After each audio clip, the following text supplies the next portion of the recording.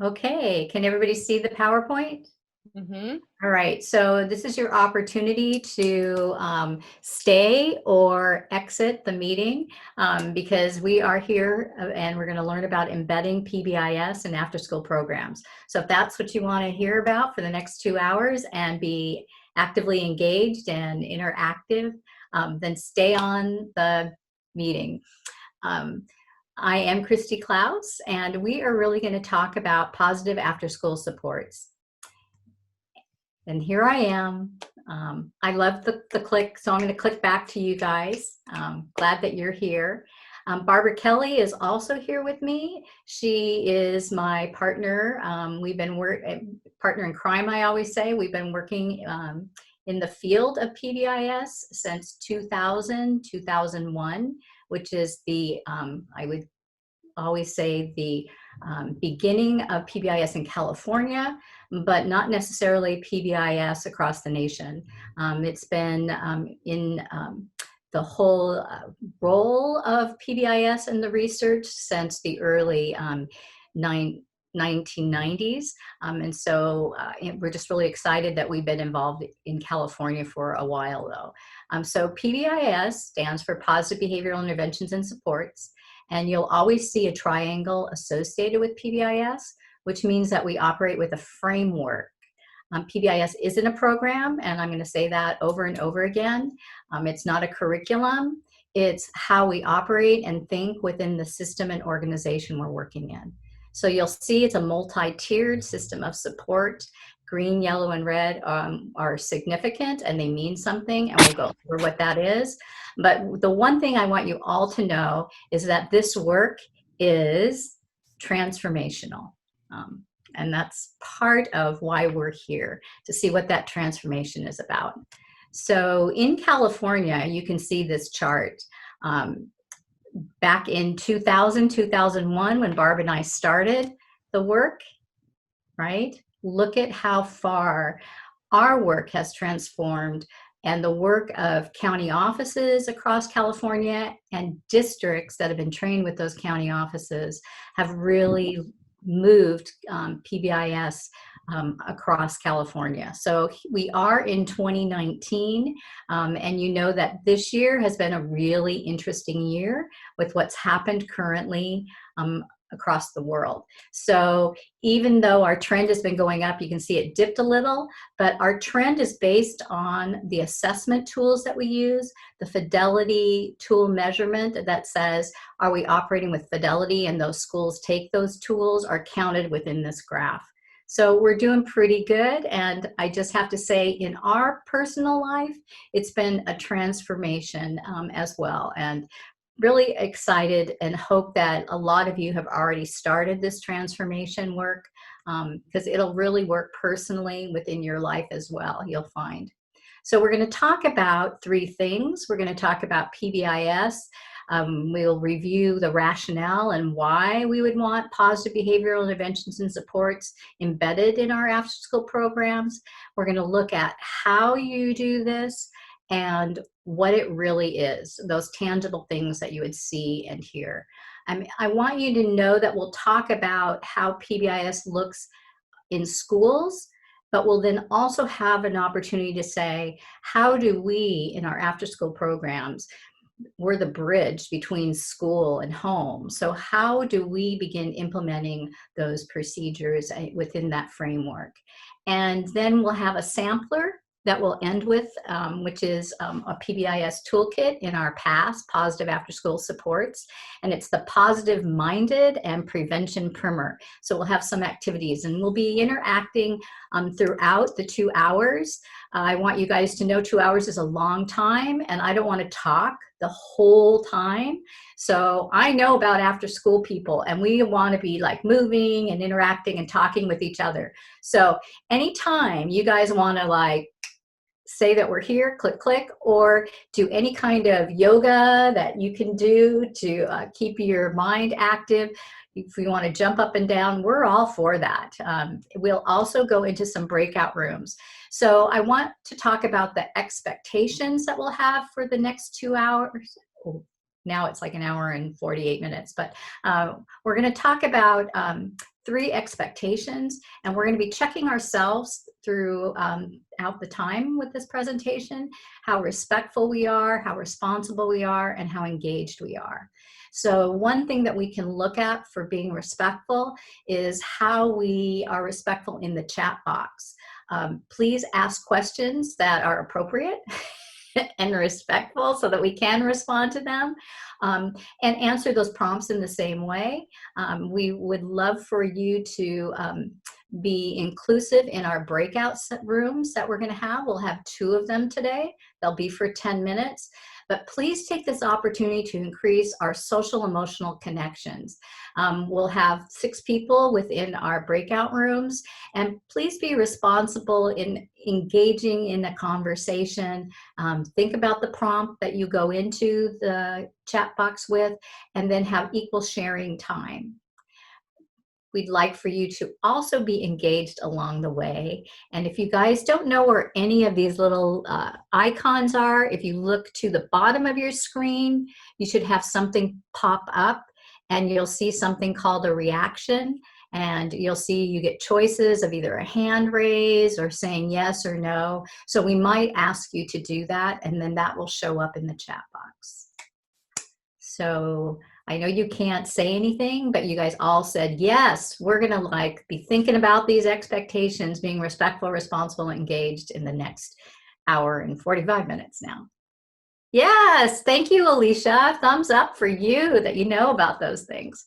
All right, so here's our first opportunity to use the chat box. So let's all be respectful. I want you to think of 2 things. I'd like for you to either respond in the chat box, and it's kind of a reflection about what's been going on. I want to address that this has been a time of stress, and I know that we've been feeling this anxiousness. Everybody has different feelings and emotions about what's going on. And I feel personally, it's been like a roller coaster.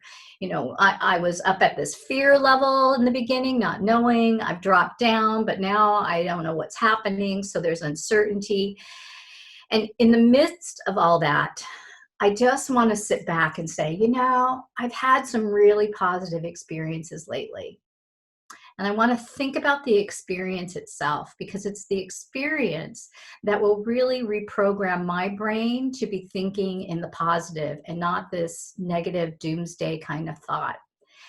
Also, smile also makes me feel, and biologically, it releases things that makes this sense of happiness go on. So I would like for you to think about one thing that makes you smile these days.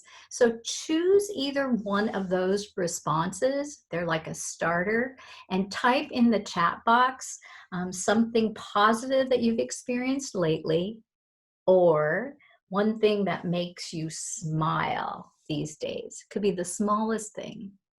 All right, so just take a few minutes to chat away.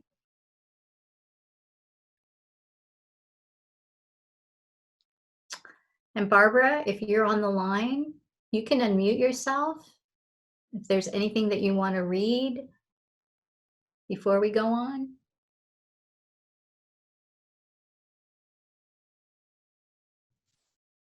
Took me a minute to find my unmute.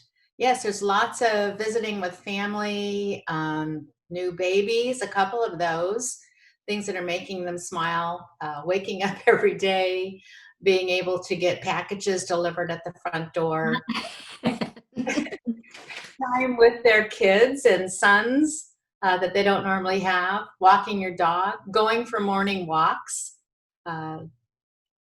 having strangers in the parking lot say hi to you and how's it going. Spending time with family, with people, that seems to be an overriding thing, that we're actually stepping back and taking time to enjoy what's been right in front of us for so long, but we've been too busy. Makes me smile just hearing about those things too, hearing what other people feel and have experienced. All right, so let's get started. We're going to start with the why. We always begin with the why. It's the thing that hits us emotionally, And as we move forward with embedding positive behavioral interventions and supports within our after-school program, we want to make sure we don't forget this with the staff we work with. Everybody needs to be connected and have a feeling that they are part of this transformation. A why, and establishing everybody's personal why is important. But what we do know, the research behind PBIS, is that it makes our schools more efficient, more effective, and most importantly, it becomes an equitable place for our kids to learn and engage in prosocial skills. There's 4 things to consider. And here's what I want to say too before I get into this. There is a handout that you'll have access to later that has all this information. So please just kick back this morning. It's a no stress express. Just kind of listen and make some personal connections or professional connections, because this information that I'm saying is really in a handout. Okay. So there are 4 things to consider why our schools will be more effective, more efficient, and more equitable. And that's because we are setting a positive environment for our kids. And when we do this, we make this environment predictable. And now more than ever, predictability is the key to this feeling of safety. So feeling safe is how we operate within PBIS. So we establish 3 to 5 values. They're values that are behavioral expectations, or what we like to say, prosocial skills that reflect the culture of our organization. And with those expectations, we all know what they are. They're positively stated. So the example today was being respectful, responsible, and engaged.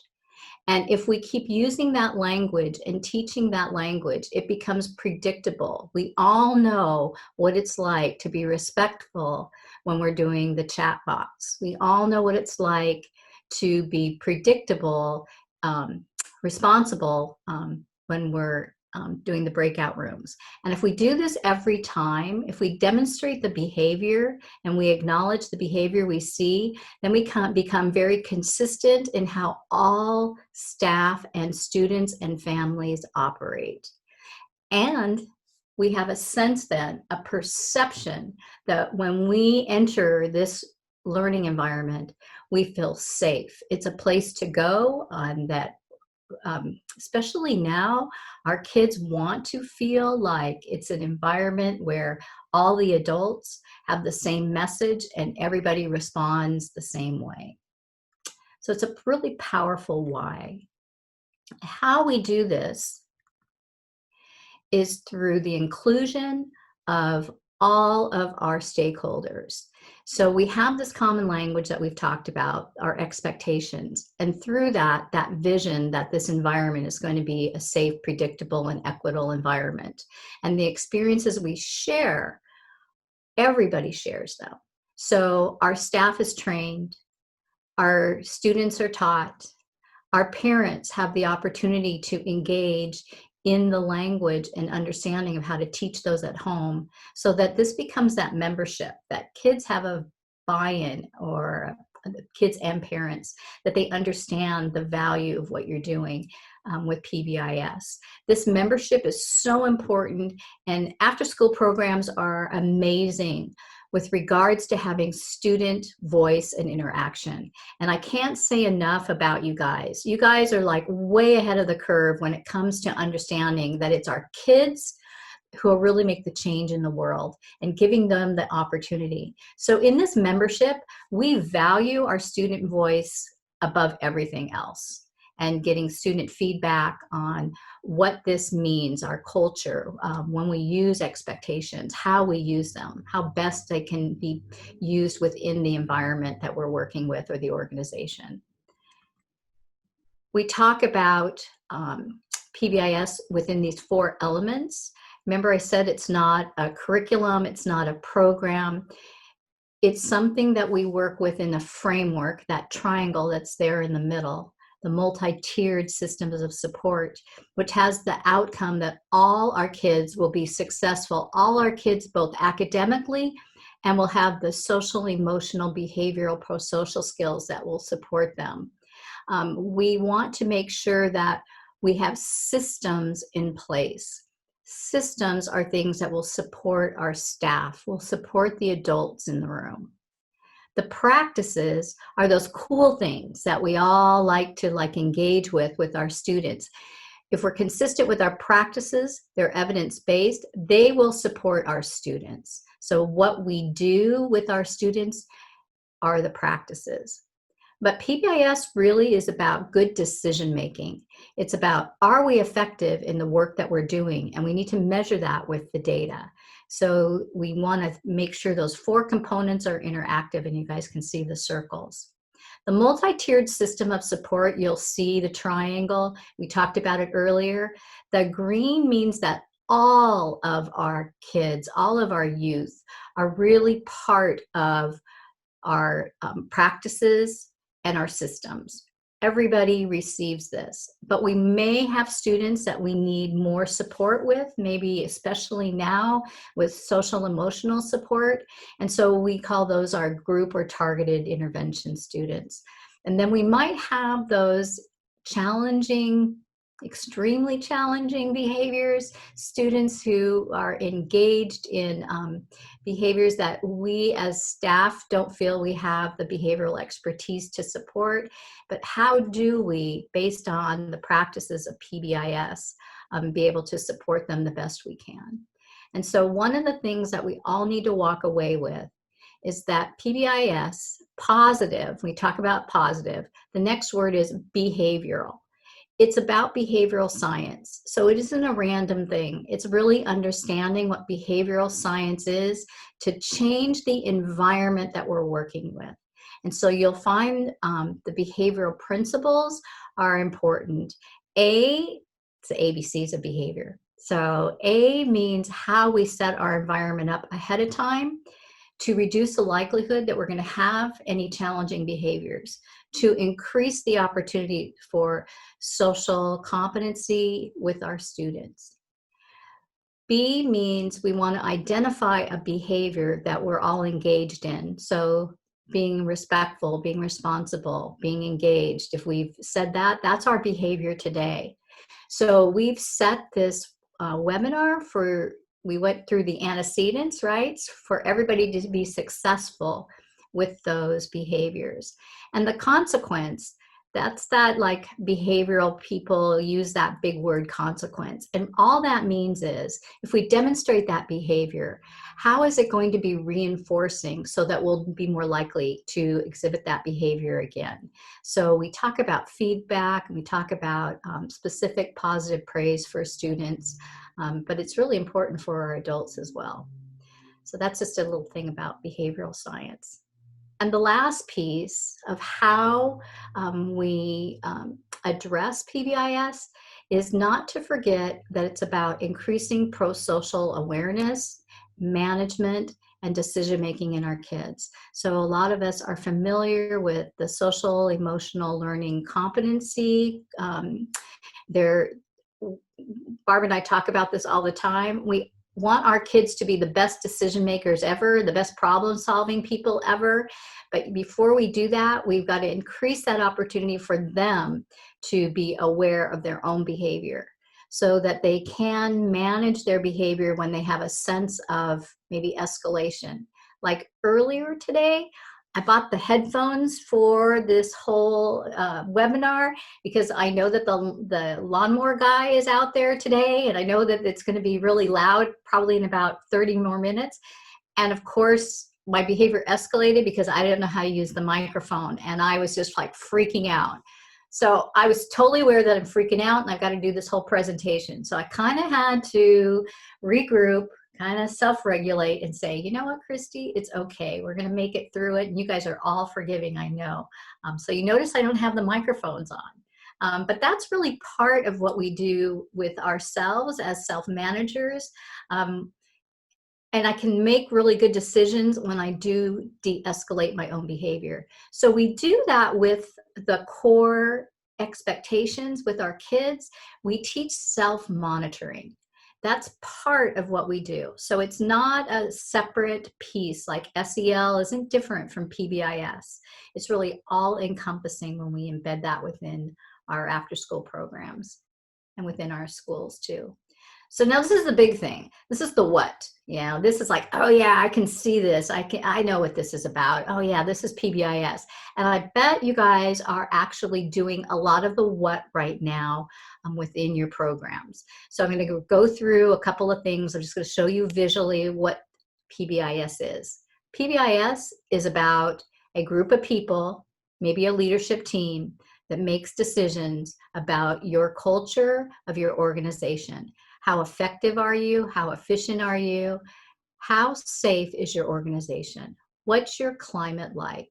So we have at schools a PBIS leadership team.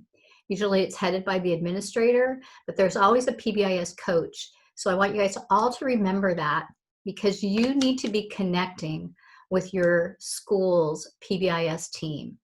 Because a lot of you are on campuses or you work with schools, and to have that consistency that we talked about, we want to make sure we know what's going on at the school. So every school has a PBIS coach, and be a great thing to reach out to your PBIS school coach to find out what's going on.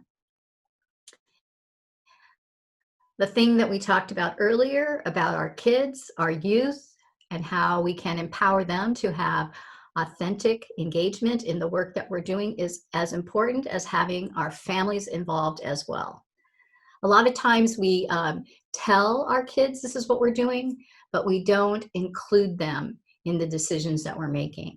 So we're talking about buy-in right now. So how do we get our staff, how do we get our students, and how do we get our families to be looking at this transformational work that we're doing with PBIS? And here are, this is a what, are the 3 to 5 behavioral expectations that we talked about. These are prosocial expectations.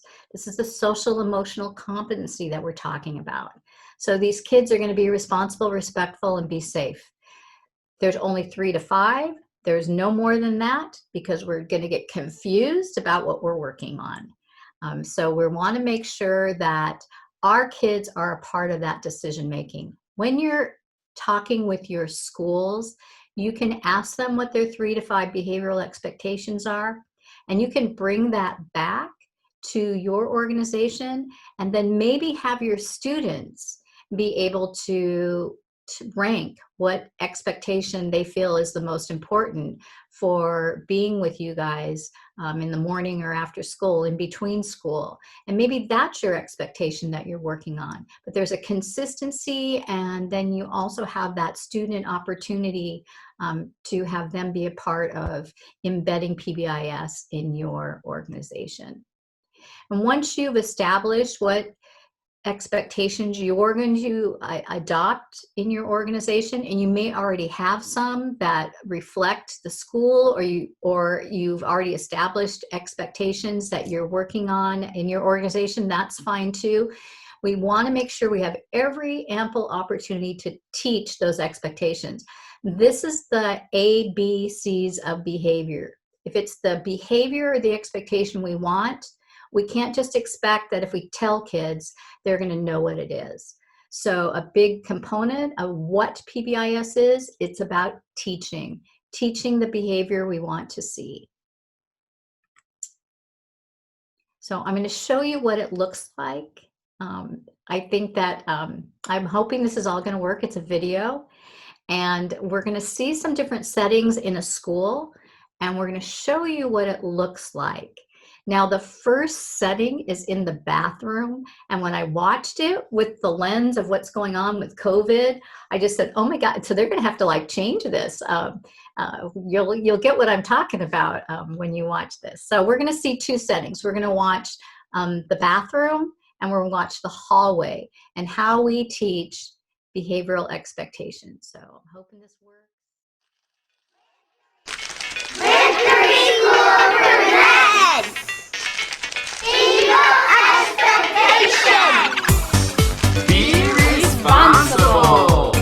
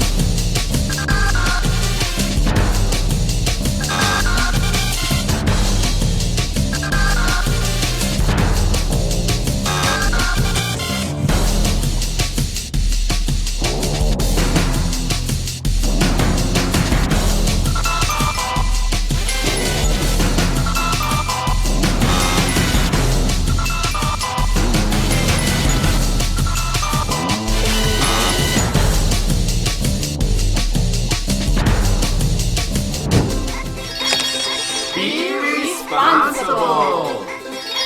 Be respectful.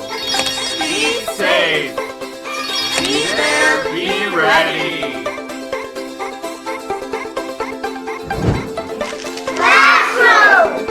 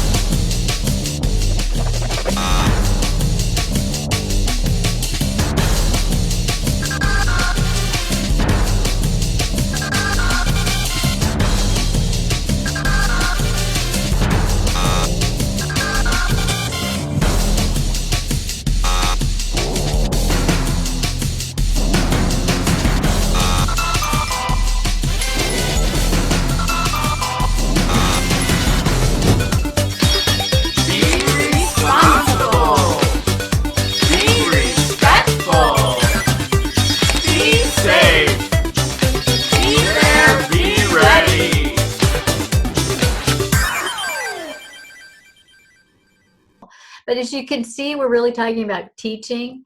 And when we were talking about teaching, we're really saying we want to make sure we understand what the sequence of teaching is. Like, we just don't tell them this is what it's like to be safe, respectful, and responsible in the bathroom. We actually give that example and non-example of what it is. That's the very beginning of learning. And then we give them an opportunity to practice. And we also give feedback, and you'll see how important feedback is. We want our kids to really generalize those expectations in other settings, and we can't do that unless we have these opportunities to teach. And teaching is always reinforced by adults when they are actually doing what they said kids should be doing, kind of living that work, but also acknowledging kids when you see them. So I'm going to interrupt you here. Oh, good. You got it. I didn't know if you wanted to know that you were back on your PowerPoint, but you are. You got it. Which moves into, if we're going to teach something, we're not going to just do it once. We're going to be aware then of the behavior that everybody now knows, right? Because we want to be consistent, and we want to let kids know that we see what you're doing and we appreciate that. So we give you feedback for demonstrating, being safe in the bathroom. Now, my thing about the bathroom was I would have done like counting happy birthday twice or something like that. Now we know about hand washing. So hand washing might be a whole nother thing, but that's a sidebar. Never mind. So anyway, what PBIS is, it's about giving feedback for the expectations that we've actually taught. And we're always teaching along the way. It's not just a one-time thing. Behavior-specific praise is actually a skill set that our adults are actually taught. It's something that we really think that it'd be a natural thing, but it's really difficult to give behavior-specific praise. It's a skill set that we're constantly developing ourselves. I do that with my husband all the time. I forget that I need to give him behavior-specific praise. But when I do, it helps really change his behavior. So you can take all these things, like I said, that you would do in an organization, do it in your personal life, and it's transformational. That's what I want to kind of add to that. The other thing about PBIS, it isn't about just always looking for the good, positive, this is great. We really do have challenging times. And when we do, we have to be consistent and we have to be predictable and we have to have our kids feel like this is a safe place to come. So we have an opportunity for kids when they've had a hiccup or they've had these behaviors that might be challenging or just a nuisance to us, but it's an opportunity for us as adults to teach what our students or youth need. So what is it that they're reaching out for? The picture the comic that you see is about consistency, of course. Kids might be sent to the office or I don't know if you guys have like a discipline form, but one kid might be doing something extreme and the other kid could be doing something so minimal, but yet they're getting the same consequence. So what is it that makes it consistent in our organization? And what will we do? We want to be positive when we interact with kids after they've had an infraction. We want to make sure that we have it as a learning opportunity, and we have an opportunity for them to be restorative in the questions that we ask. How do we restore any kind of harm that we've done to others? And so we have these questions and we help guide them in making the decision of what to do to repair that. So what we're going to do, I'm sure in your organization, you have been like relating to, yeah, this is what we do. And it's very similar to the PBIS what principles. So again, I'll review what they are, that there's always a leadership team that's looking at your climate for being positive and safe. You want to make sure that you have values or expectations that have been established and you want to teach those expectations. You want to make sure that your students, your staff, and your family have all been taught those expectations. You understand how we can work together as that membership. So that's the buy-in. And we want to make sure that we have a system that we acknowledge those expectations. So what is your system? Is it just specific? Does feedback, like every time somebody does something well, your system it's a thumbs up? Do you have a token system? Do you hand out tickets? Do you do anything that's fun and encouraging with kids to acknowledge their behavior? And the last is, what do you do when there is an infraction or there's a misbehavior or a major challenge? So is there a consistency in your organization? So you can see it's going to be a 10-minute breakout session. Alicia is in charge of those breakout sessions. She's going to put you in groups. There should be like 6 in a group. And if you can have a discussion about your own organization and how it relates to the what or these evidence-based practices and systems that we've just talked about, feel free to have a chat. So remember, this is about that time to be responsible and interact with each other. And remember, keep those social emotional connections going now. Good time to do that. All right, I'll Great. open all the breakout. Barb, could you do me a favor? I'm going to just ask everybody. I heard so many great things. I was in a breakout room too. And I want to thank those participants that I just met, my new best friends. And one thing I heard was to acknowledge having an opportunity to have like a positive feedback box that kids can actually write on other kids, which I love. So having our kids really be it's not just the adults acknowledging positive behavior, it's kids acknowledging kids for their positive behavior. So that's a really cool thing. If you heard something that another best friend now said in the conversation, could you just put that in the chat box? And Barb, would you have an opportunity to share any things that show up in the next like 2 or 3 minutes? I'll watch for things that share out. I was just going to add on to what you just said, Cristy, as they're typing. that being able to have those defined behavioral expectations and already what you would see and hear when kids are doing those expectations allows you all to be more efficient and probably more effective when you're teaching kids the behaviors that you want them to have. And having the kids be involved with you while you're creating those is really adds an awful lot of power to that work. So please type in what you heard your new best friends say.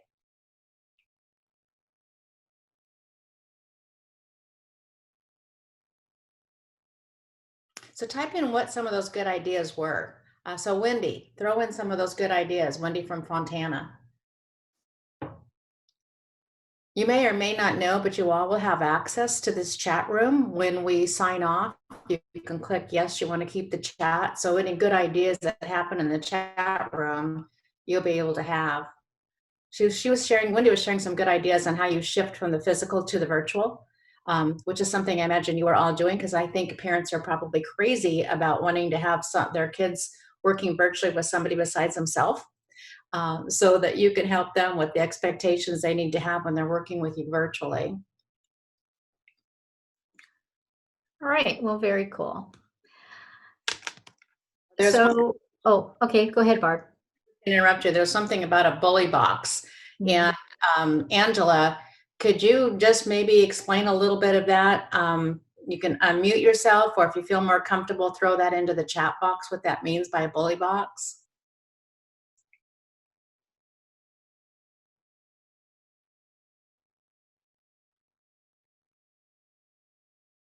Okay, I think we'll move forward, and maybe Angela will put something in the chat box about what she means by the bully box. Yeah. Hello, Barb, it's Yvonne. Actually, I'm the one who mentioned the bully box. We have it at our site. What we do is we have a box where if students feel like somebody's being bullied or they're being bullied, they write a little note about it and they put it in the box. And on Fridays, we open up the box and we read through the little papers that are written. And they don't have to write names or anything, but if we just, something comes up and we discuss it, so the children get acknowledged that they feel like they're being bullied. And the person, if they know that they're the ones who are doing things and they don't realize that they're doing it, it kind of brings to light of what they're doing, like giving, how would I say it? It makes them aware that, you know, sometimes kids do things they're not aware that they're doing it, and when they hear it, then it's like, oh wow, I didn't realize that. But at the same time, we're not putting them on the spot. Got it. And you know, an idea to add on to that is to, when you talk with the kids and you debrief that, use those terms respectful and disrespectful. So they get a sense, oh, that was disrespectful behavior. I didn't know that, but they don't have to own this thing that I'm a bully, you know. It's better to find that.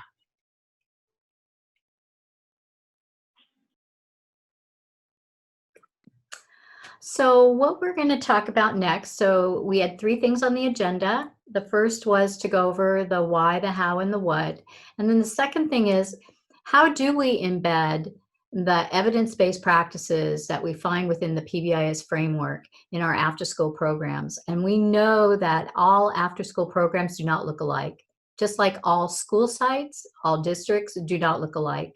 So this is just guidelines to consider for your organization as you embed those practices. Remember, they're not only practices, I keep saying practices, but it's the systems that we set in place, how we operate at our site, that's very consistent, remember, very predictable, and it supports the staff. The systems are really important. The practices are great, and we can do that right away, but they don't have the impact or effect if we don't have systems in place. There are 3 things to consider when you want to embed PBIS in your program, and that's preparation, implementation, and evaluation. And that all sounds really boring right now because we really want to do things. So I'm not going to spend a lot of time with this, but I do know that you guys have a handout coming soon, and there's more of description based on research about PBIS and after-school programs that cover that. But I'm going to give you just a short little example of what I'm talking about. So preparation, there are 5 things that we have to prepare before we really implement true PBIS within your environment.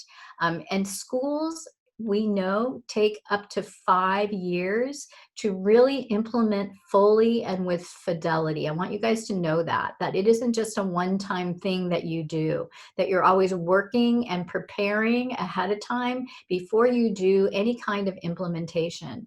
And you always have to have buy-in from not only your stakeholders, we talked about your family and your students, but your staff as well. And so how do we get our staff on board with how we're going to be operating? It's nice if you're affiliated with a school site who's implementing PBIS. And I showed you the graph that we have over 3,500 schools implementing across California. So I would connect first because the idea is that you can have a collaborative working relationship with your school site. Remember, it's your school coach that you can check in with on how do I prepare the staff? What kinds of maybe videos or information can I send the staff before I do implementation so we understand what it is that we're going to be doing? We always want to have some kind of leadership team that's investigating, looking at how this will fit and look within our organization, meeting maybe 10 minutes twice a week to be talking about the process of what you're going to be doing, how you're going to be doing it, what you're already doing that will align with the PBIS principles. And then you have to consider how you're going to train all your staff. We know that once you train the staff doesn't always stay, and you're always having staff come in and out. Your workforce staff, they're the best, and I'll have a story to talk about my experience working with your after school staff. But you get the best, your directors and your assistant directors in life. We know that there isn't any stability a lot of times. So how do we continually have training and what that might look like? And training is one thing, but how do we support each other through a coaching environment and a coaching experience on how we're doing? What resources do we have available?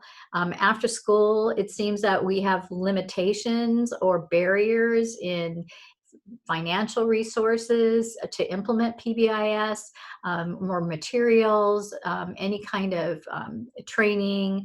So what would it be? How creative can we look at providing those resources so that we can implement PBIS with fidelity? And I keep saying that again and again, that you guys are the bridge between where our kids go during the day to where they go at home and what they experience. So how do we develop those relationships and communication to be able to connect with our schools who would be doing PBIS? If your schools aren't doing PBIS, it doesn't matter, then you're going to be they're going to be coming to you when they start implementing PBIS. So that'll be super cool. The other thing is then when you start implementing, there are two things that you want to look at: program level implementation and staff level implementation. Program level implementation is really about your systems. So it's really your leadership team talking about what will it be to have a disciplined system. Consistently, we all need to operate so our kids know how we respond. So what does that look like? What's the documentation that you have in your reinforcement system? So you're going to be considering all of these things at that program level. Your staff level is really the training, the boots on the ground. What do we do when we're working with kids?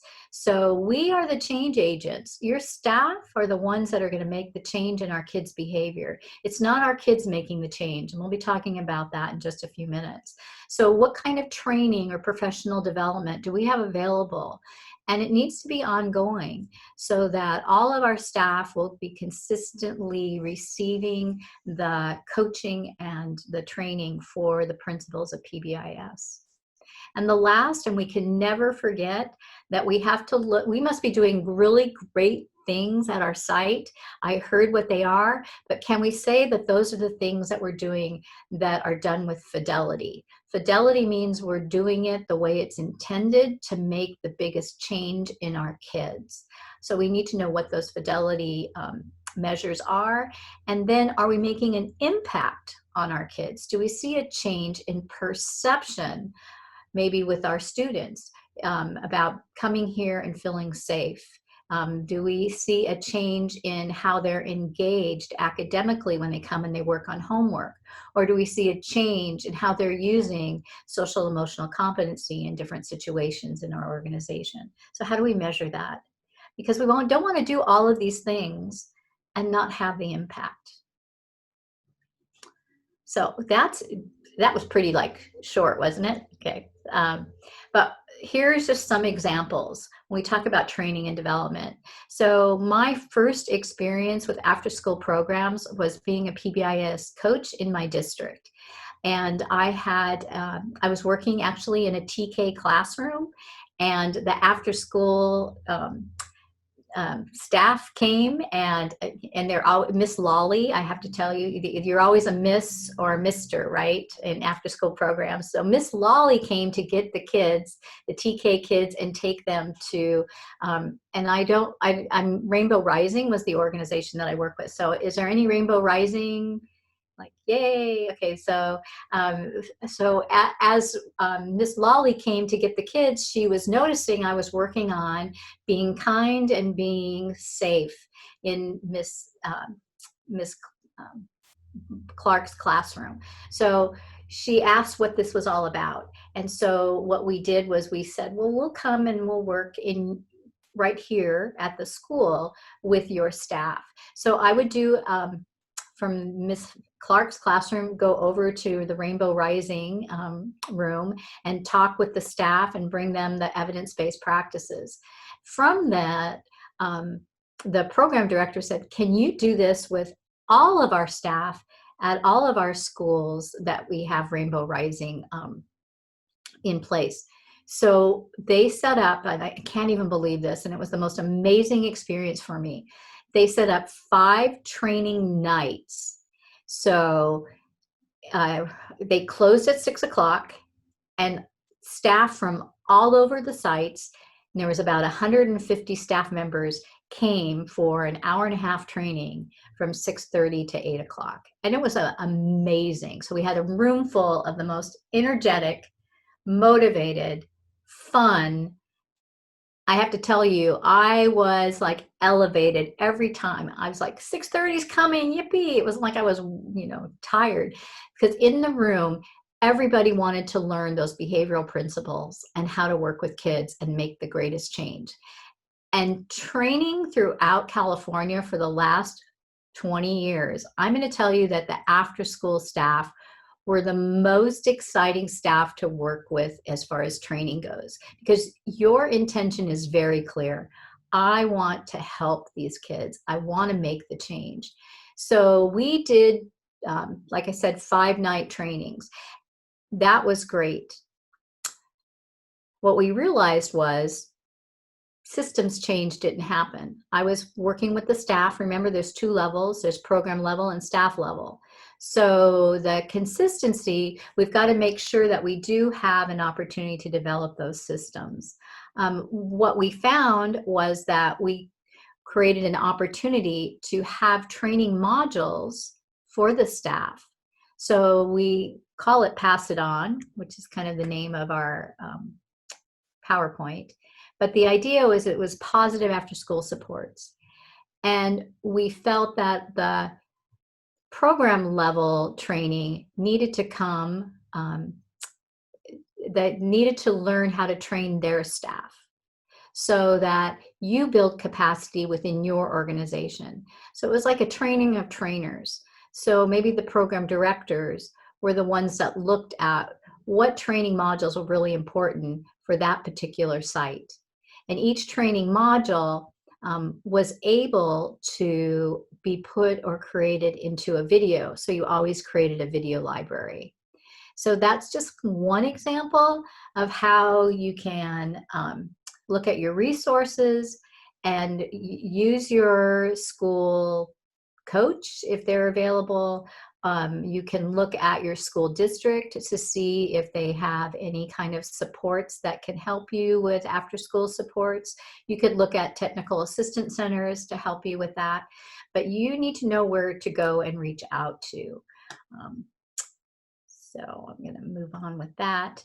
An example of what those modules might look like, and it would be different depending on your need. Remember, it's a contextual fit. And as Barb had mentioned earlier, all of this work has really been done in that physical environment.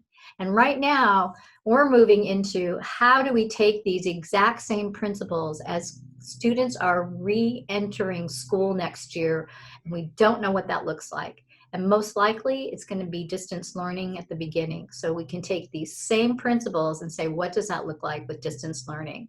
Until we can eventually move back into that physical environment with our kids. So the first one, and this is what we're going to have an opportunity to do some fun practice with, is the positive and prevention-minded primer. So there's going to always have to be some kind of training with your staff that gives you the core basic values of what we're operating with. And that's really positivity and what that really means. Looking at how we teach our expectations and how we acknowledge them. So we've been talking about how important that is. And then looking at the most important practice that gives more bang for your buck, and that's active supervision. So what are those principles of active supervision, and how are we evaluating our staff to make sure that we're using active supervision with fidelity as it's intended? I use the word fidelity a lot, and somebody said, I don't know what that means, and it's the big F word. So, it's not the 4-letter F word, it's the F word, fidelity. That means we have to do it consistently across all of our staff. Okay, how are we trained? Because if I do it differently, I don't get the same impact that if we all do it the same that we were trained. Response practices, that's when we talk about the consistency and the evidence-based practice of how we respond with respect, how we respond in a way that students can make their right decisions instead of the poor decisions that I heard somebody use, which I liked that too. Response practices are very important when it comes to staff. Staff need to look at their emotional state when kids are presenting a challenge to them. And we talk about co-regulation in discipline, being able to regulate my emotion as an adult before I engage with that student that's already escalated, because I want to de-escalate, or I want to bring that student down in a calm way so that I can have that conversation and they can hear me. Because if they're just spun out of control, they're not going to hear anything that I say. I'm going to be like that Bart Simpson, wah, wah, wah, wah, wah, wah, wah, and they're not going to be able to hear anything. So when I have conversations with kids about their misbehavior or the challenge that they've presented, how do I support them so that they can demonstrate next time that positive behavior we want to see? Social emotional practices. So what does that look like? How do we provide that opportunity then for our kids to identify their feelings and emotions? And how do we provide them that opportunity to identify when they're feeling a little elevated in a certain emotion that's going to make them have an opportunity to make poor judgments or decisions? We want them to manage or regulate their emotions. And we want them to be able to engage with each other. That's really what it's about, this whole social connection. And after-school programs provide that platform for our kids to have opportunities to experience with each of their peers and with the staff that social emotional competency. Like I said, we want them to be decision makers. So that's where the social emotional practices comes into place, using your behavioral expectations as that common ground. And then we want to look at bully prevention. It's really about being respectful. So we really redefine bullying. And instead of saying, this is bullying behavior, we say, oh, within our organization, we have respect. So you're demonstrating disrespectful behavior. We've defined it together. Remember, this is the behavioral science of looking at the behavior and talking about what it is, and we're all in agreement of what that is. So it's disrespectful behavior, and we want our kids to be able to support each other to demonstrate that respectful behavior. And that's why it's called Voices for Positive Choices, because it's our student voices that really help us look at how we can, as a student, be a part of having everybody be respectful. So that's just a quick example of pass it on. These are just examples that we're showing you of staff level training. But the idea is that these modules can be delivered at the director level. They can be the trainers, and they can then maybe make videos to be able to have a video library to always go back to. And it's super important that why I say that directors of the organization should create or work together with their district or TA center to create their own modules, because it's got to be a fit for your organization. What are the needs of your organization? What do we need to teach our staff? So we want to make sure it's not just like a packaged kind of program, that we create the systems and practices that fit where we work. So right now in the chat box, I talk, but I'm tired of talking. So if you've got any questions about the preparation, implementation, and evaluation, now is your time to write those questions. And Barbara is actually going to be maybe responding to those questions that she can. So you might get an immediate response. If not, we'll respond later to any questions. So before we go on, we'll just take like a little break. This is a really good time to do a stretch, right? Write down any questions. Barbara will be looking at those and answering. And the rest of you can like get up for like 5 minutes. Let's come back in 5 minutes. Okay, does that make sense? If you want to go thumbs up so we know that everybody knows what to do. Okay, so we'll do like a 5-minute break right now.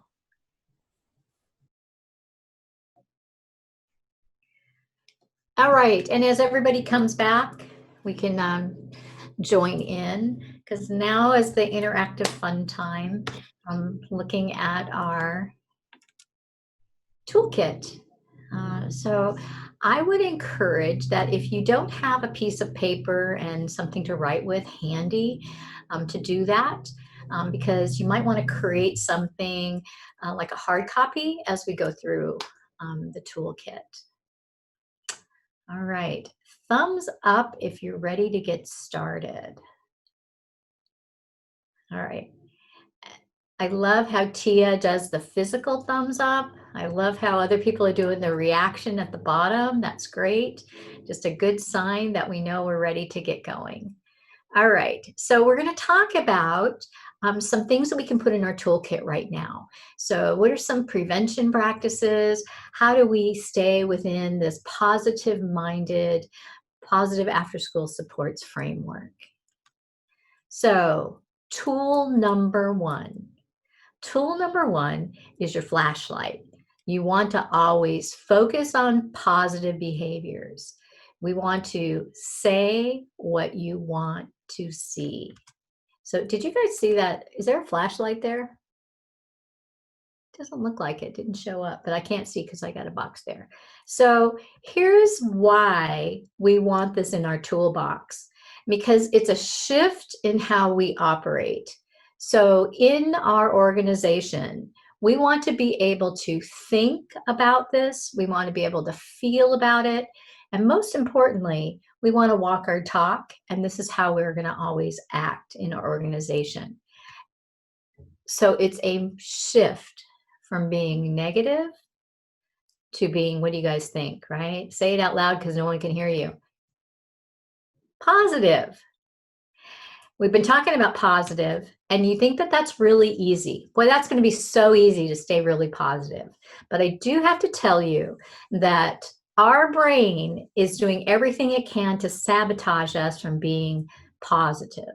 Our brain defaults to the negative, and that's just a biological thing that's happened to us. It's an evolutionary thing, that when we were like cave people, we were out there and there was a lot of fear going on because we didn't want to be eaten by anybody, and we were always like looking around trying to find, you know, the thing that was going to harm us or hurt us. And we started programming our brain to be thinking in the negative. And what we've done now is really taking these opportunities and experience to reprogram our brain. So there's something to what we do first to help our kids be positive minded as well. And so here's just a little activity I would like for you to consider.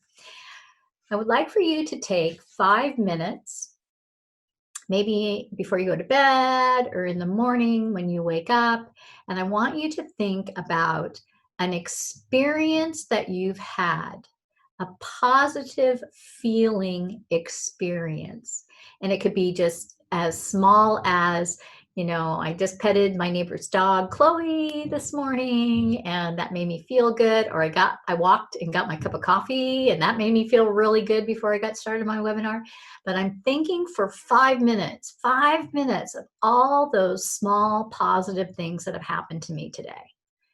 Because when I do that, I'm learning to reprogram my brain.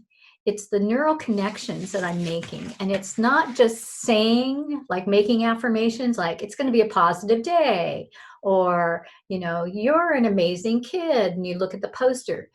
Actually feeling it and having an emotional tie to it is going to help reprogram my brain.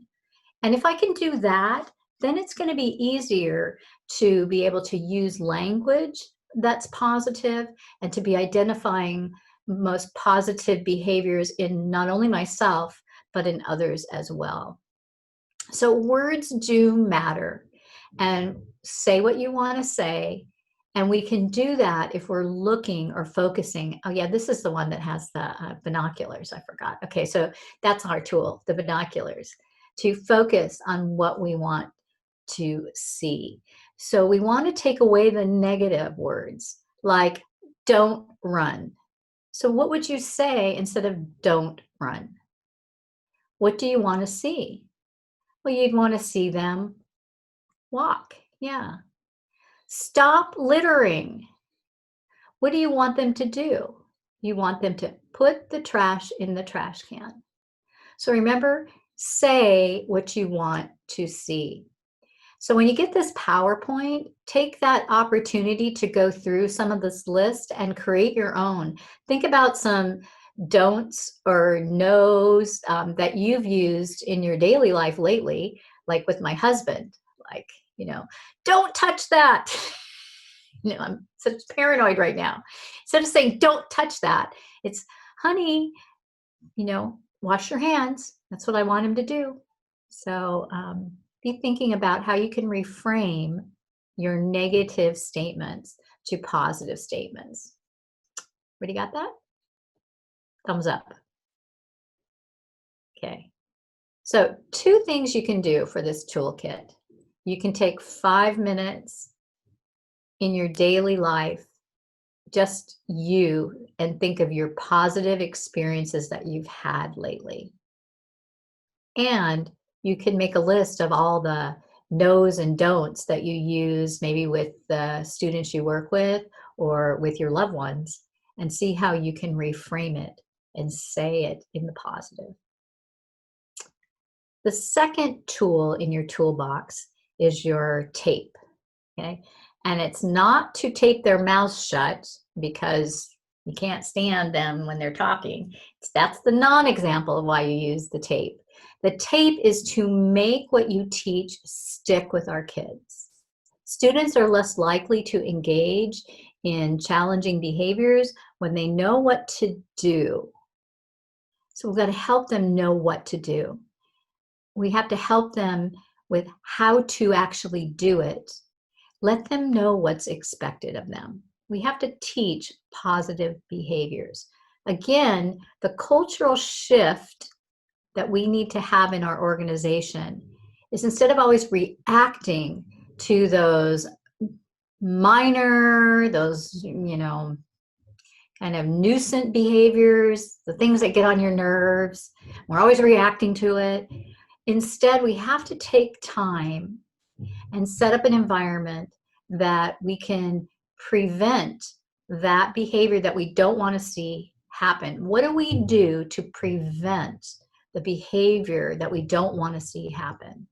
And you guys notice that that's, perfect for the sun, right? What do we do to prevent ourselves from getting a sunburn? We use sunscreen.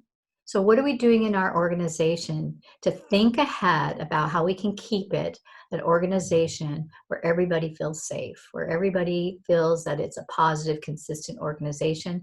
Well, we really need to start by teaching. So this is what I'd like for you to do. If you have a piece of paper and pencil, I'd like for you to draw like a matrix, a box that maybe is a row that goes across horizontally with 3 boxes, right? Maybe a row underneath it. If not, you can just chime in the chat box, or you can yell out loud if you're on mute because no one can hear you. So the first thing we're going to do is talk about our schools. Our schools create a teaching matrix for the 3 to 5 expectations that they've already established.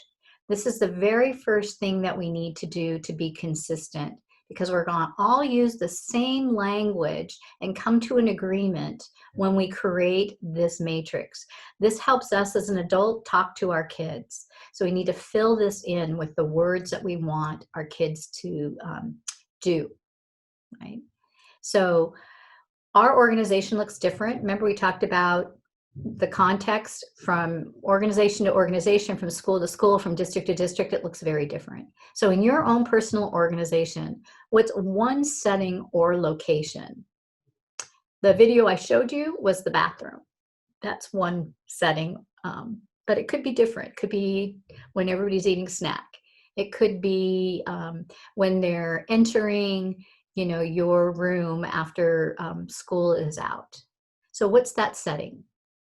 So everybody write down any setting that you'd want. It's your choice. And from that setting, we're going to look at the expectation, the behavioral expectation that we have established. Everybody's come to an agreement that this is what we're going to be about. And in this case, it's to be kind. So we're really... Oh, Cristy, just to let you know, a lot of people are writing in the chat box, and they're writing things like the classroom, cafeteria, basketball courts. So there's multiple environments or settings people are thinking about. So notice how one is, there's not just one, there's what reflects where you work. Mm-hmm. So then when you look at filling in the matrix with the language that's positive, the language that we focus on, what we want to say is what we want to see happen. This is where we fill in our matrix. So I'm going to use the basketball court for an example. And then everybody can help me because I'm not an expert at the basketball court. But to be kind at the basketball court, what would I see kids do? What might I hear kids do? What would they be experiencing? Barb, do you have an example of what that would be? To be kind. I think to be kind, and actually, you guys will notice that this can fit under responsible or respectful either, but to be kind would be to encourage others who might be standing around to join the line to be able to go in and play the basketball. Instead of having just a few kids hold the court, being kind is to invite those kids that they don't typically know how to join in. So if we come to an agreement that to be kind at the basketball courts is to invite other kids to be part of the game, we would see kids like have a gesture like, come on, what they might say. So we all know what inviting looks like, what it might sound like. Mm-hmm. The most important thing is now we have a common language of what we know we can all experience at the basketball court if we're kind. And as adults, this is our language to acknowledge kids when we see it happen. Wow, thanks for being kind by coming over and putting a hand on so-and-so's shoulder and bringing them into the game. That's what we mean by consistency now. That's what we mean by focus on the positive of what we want to see. If that's what we want to see, then you put that down there in that matrix. So the next little activity is for you to come up with another behavioral expectation. It has to be stated in the positive. It might be something that you guys have already used in your organization. It might be something that you know that maybe if you're associated with the school and they're doing PBIS, they might use, or something that's just really important to you as a value. Write that down right now.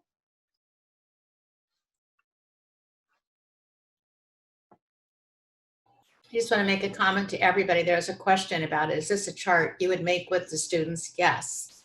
You definitely, all the way to deciding what are the 3 most important behaviors or 5 most important behaviors you want to have at your school. And use their voice, use their words in this. So have them decide what kind looks like. You might have an idea, you might be able to guide them, but really have the kids get involved with creating what those behaviors look like. Because then that's when you're going to find when they have misperceptions or behavioral errors. So if we decided that one of the good things on the basketball court was to invite the other kids in and we show them how to do that, but we forget about the fact that they may not have the skill set yet to do it in a way that's friendly, instead of just grabbing them by the shoulders and throwing them in the court, they'll let us know that, and it's in their language that we'll be able to help teach that. And again, Cristy said this early on, we have found this concept much easier to grasp and use and do with the after school or the before school programs than we do even in the teachers in the classroom. But this works very well for your classrooms that you have in your after school and your before school and in your virtual classrooms. So if you're starting to reach out now virtually and get some time for parents to be able to have their kids participate with you after those school hours or before those school hours, use this matrix with them to decide what would it look like when we're online together and we want to have a game. What does it look like when we're online together and we want to be able to chat with each other? How do you write an appropriate thing in the chat box? So have those conversations with them and let them teach each other. So now what you're going to do is take that one location that you establish first, like the basketball court, let's just say, but you have something else. You've defined what it is that you want to see to be kind, but now I'd like for you to take that same location, look at the new expectation, behavioral expectation you put down that stated in the positive, and I'd like for you then to say, what do you want to see or hear or experience happen in that location that represents that expectation?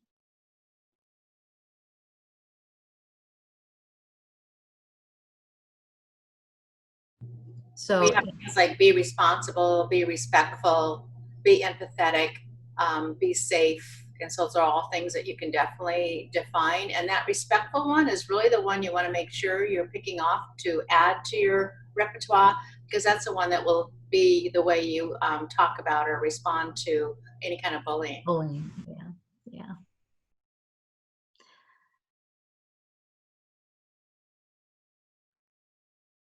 So this is an example then of how we teach the positive behavioral expectations, the positive behavior we want to see happen.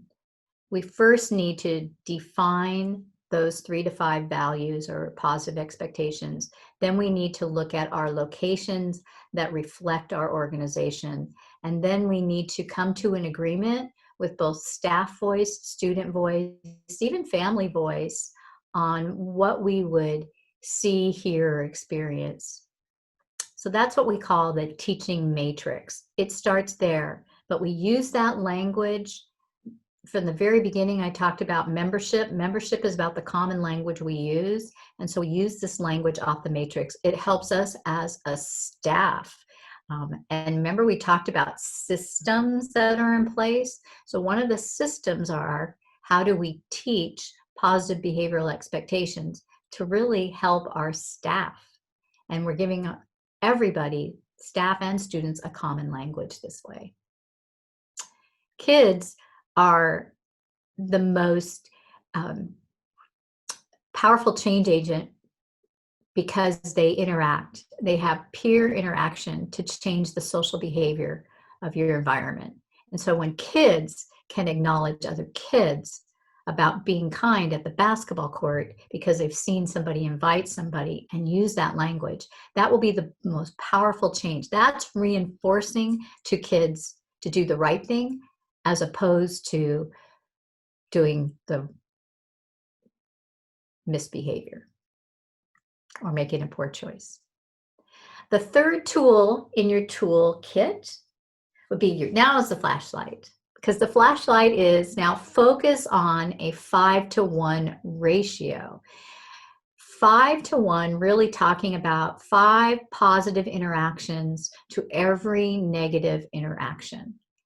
So we talked about feedback, we talked about specific behavior praise, we're talking about looking at the positive behavior and acknowledging that in our kids.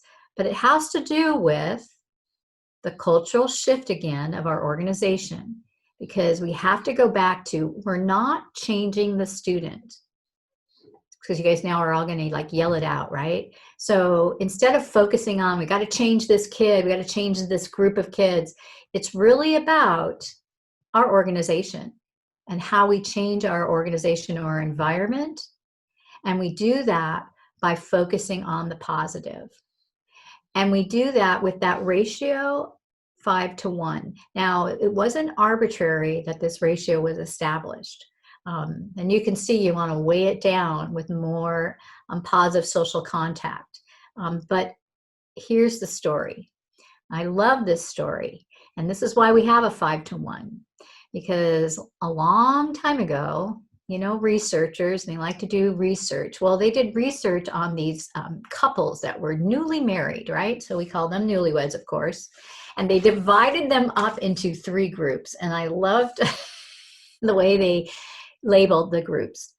One group was called harmonious.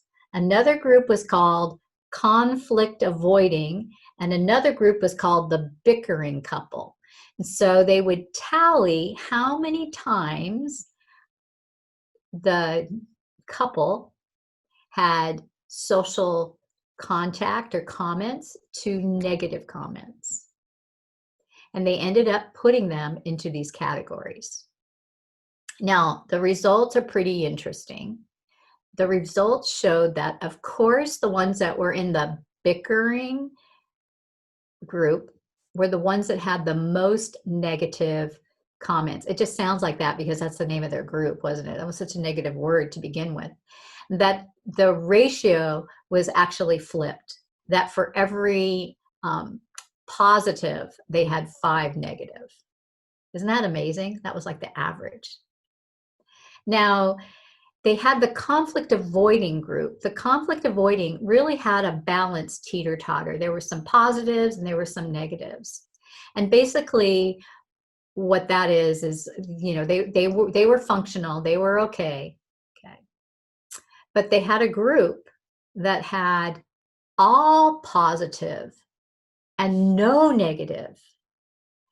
And that's really the unrealistic group, the unrealistic couple, because life always has your challenges. Everything isn't just perfect. And when you don't address any negative comments, you actually are dysfunctional. And that's what happens in our world that we work with kids, that we have to address this negative interaction. And when we do that, if we've already put money in the bank, we've had positive interactions that outweigh the negative, then when those negative circumstances come up, we can have really thoughtful conversations and engaging conversations with kids who really trust us. So it's the value of us really putting money in the bank by having the opportunity to let kids know that you have done the right thing, that I've noticed that this was, you know, respectful when you've done being kind on the playground by doing this behavior. So you want to increase your positive contact, but also address the negative. A good thing that I would like a reminder for you is that when you have a negative interaction with a student, think to yourself, oh my gosh, I have to then observe, right? Focus on the positive. 5 positive things that are happening with that kid, many kids, anything, adults, so that kids can hear you see, or kids can see or hear that you're having some positive social contact. So that's that activity for you in the toolkit. Okay, thumbs up, right? Good with that? Everybody's going to do that? Okay. All right. Oh, that's the other piece. I put this on here because it goes back to the ABCs of behavior. So remember, positive behavioral, it's about behavioral science, and how we support our kids or intervene with our kids is based on setting our environment up, right? That's the A piece. That means antecedent, what happens before the actual behavior. Let's increase those opportunities for our kids to do the right thing by acknowledging when we see it happen first. So build that up. And the last thing in our toolkit is to know your hot buttons. Dial in on them, okay? What does that mean, Cristy? Okay, do we all know what our hot buttons are? Well, again, the cultural shift isn't about changing that student. It's really about how we perceive that student. It's about changing our own behavior. So do you guys recognize any of those kids there? I know there's one, and I put her in there intentionally. I put her in there intentionally because she pushes my buttons. Do you guys know which one it is? It's the one that takes those markers and wrecks all of my materials. Okay, I've had her. I know her. And she really pushes my buttons. Okay. So here's your activity. I had to work really hard on thinking about my little wonderful hot button little guy, girl, right? And I needed to be thinking about how I feel when I work with her. So I'm going to tell you the story that she wrecked a lot of my, I spent a lot of money on, Barb can attest to the library books I had. I had the coolest books that I used to read. And man, one day she got those markers and she wrote all over my books. So that really, I'm going to tell you, it pushed my buttons, but it pissed me off too. But I had to think about that.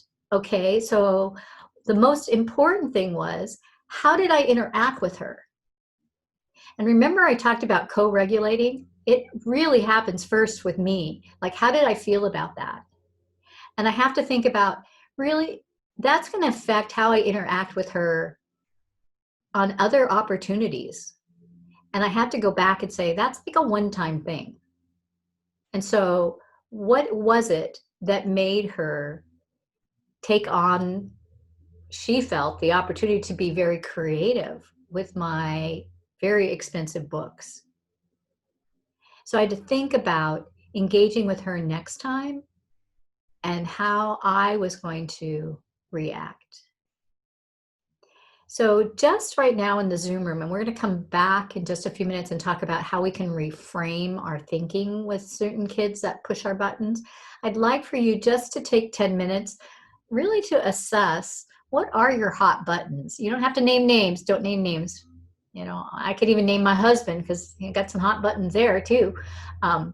But it's really important that I go, you know what, that's really irritating to me, or that really gets to me. And when those kids or adults do that, how does that affect my interaction with them? You guys ready to go into a breakout room? What you're going to talk about? All right. So you'll have 10 minutes, Alicia, in the breakout rooms. I'll send everyone out now. Okay. All right. Those probably are the most juicy conversations, don't you think? Thank goodness I had an opportunity to get this off my chest. Yeah. And we should be having those conversations because we do have students, most of our students are lovely, but every once in a while, just personally, I might have a student or groups of students that really push my buttons. But the idea is that we need to know that. And that's the first thing that we need to do so that we can identify how we can reframe what went on so that we can have, and what I mean by reframing, it's really reframing my thought process to move back to say, you know, that little girl that wrote in my book, she wasn't doing it to piss me off. She was really doing that. Maybe she just has like a tactile thing that you notice it was all over her face too. And that was a clue for me to say, you know, I'm going to have to give her maybe like a pad of paper, and I'm going to go out and maybe buy her own markers and just say, you know, I noticed that you're really artistic. And so here's a piece of paper and some markers I got for you. So you can write in here, because this is more respectful to create your own art than to use my books. That helped me. Oh, you can't hear me? Can you hear me, Alicia? Alicia, thumbs up. Can you hear me? Oh, okay. Yeah, sorry about that. I looked at your behavior and I thought, oh no. Okay, good. I went through a whole story, you guys, and I'm like, oh no, I have to repeat that. I can't, because I'm just so spontaneous. So that's that whole idea of being able to reframe and not engage in a conversation with that student that sets me up to escalate my behavior, or like they come back to you. We need to really kind of disengage or walk away when that student has pushed our buttons, and not maybe they ask a question and I respond to that question and then it gets way out of control. But the idea is say, wow, that's a behavior, and what can I do next time to encourage a more positive behavior? So we don't have a lot of time, and as you can tell, I love talking, but it's really about our experience with each other and exploring more opportunities. I only gave you 4 examples of tools that you can put in your toolkit. There are so many more. So I'm gonna try to move on. There we go. So if you have any questions about any of those 4 tools in the toolkit, please write them in the question box. Barb's going to be looking and trying to respond along the way, but we're running out of time. And I really do want to close with what we've been talking about. For us, it's really about us reflecting, looking. Interrupt you for just a quick minute. Those Sure. of you that just came back, make sure if you want to type in the chat box, you change it to everyone. When you go to a chat box, it makes you private. So look on the to button, look at the arrow, and click on the everyone if you want to write in the chat box. So I'm going to give you 2 things to be able to do right now before we close. One is to write a question about any of the tools that we talked about, the 4 tools, if you have a question. And the other is to take a moment for self-reflection. So we've spent time today. I feel like I've connected with like 95 people today. And it just feels so good to me. Being in social isolation for so long, I want to really thank you. And I appreciate this opportunity right now. I have to tell you, Boost, I love you for that. So I'm going to self-reflect. But I'm not going to tell you what it is that I'm self-reflecting on, but I have 3 prompts for you to be thinking about. The one thing that reinforces what I am already doing based on this experience this morning, or the one thing that I want to explore further based on this experience this morning. And finally, the one thing I am excited about sharing. You don't need to write that down. You can like think about it, feel it, but take a moment to self-reflect. We never give ourselves that time. All right, so that was the longest 2 minutes, but I hope that that was a valuable reflection time for you. And we are going to close I just want to say thank you. Barb and I both appreciate all the work that you're doing with our youth, our little ones, our older ones, in this time. I don't know how you're doing it virtually. It's just amazing that you're supporting families and students and thinking about how you're supporting them as schools re-enter even. We appreciate that. Thank you so much. My information is there on the bottom. If you do have any questions, please don't hesitate to reach out. Where there is a technical assistance center and resource, and we can guide you in different directions for any support you might need. And with that, I think that the Boost girls have maybe some closing comments. I just wanted to also say goodbye and that to let them know about the website there, the PBIScaltech.org. It's a good resource for finding materials, finding examples of what those behavioral expectations and teaching matrices look like. So feel free to go onto that website and explore around under the resources.